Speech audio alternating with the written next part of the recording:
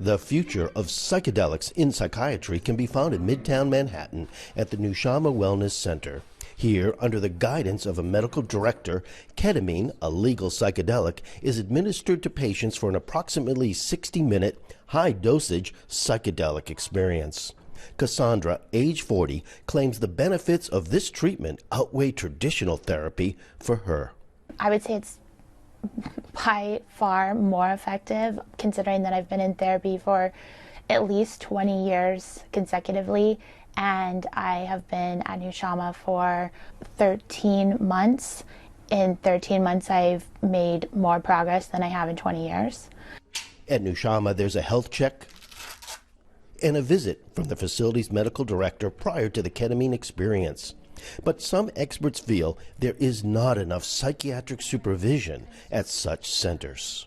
It's actually potentially a risky situation in which there's places that basically are high-volume clinical programs that are often not run with a lot of psychiatric oversight. A lot of them are run by anesthesiologists and other specialists who are not psychiatrists.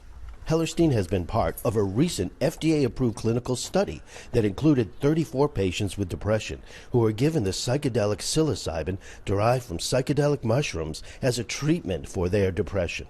It worked for a significant number of people, not the majority, but about 30 or 40% got better and mostly stayed better.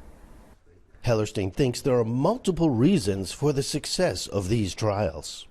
It looks like it has an effect, whether it's a psychological effect, like inducing a spiritual or mystical experience. The other hypothesis is it works on reorganizing brain networks and actually restructuring the brain and encouraging what's called neurogenesis, which is development of new brain cells.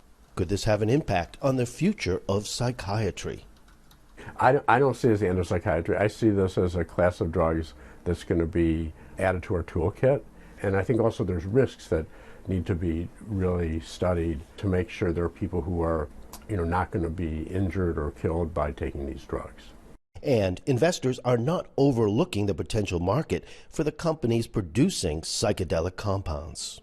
What we see here is that during the last 3 years, over $1 billion have been invested into these companies, both at the VC stage and coming public through an IPO.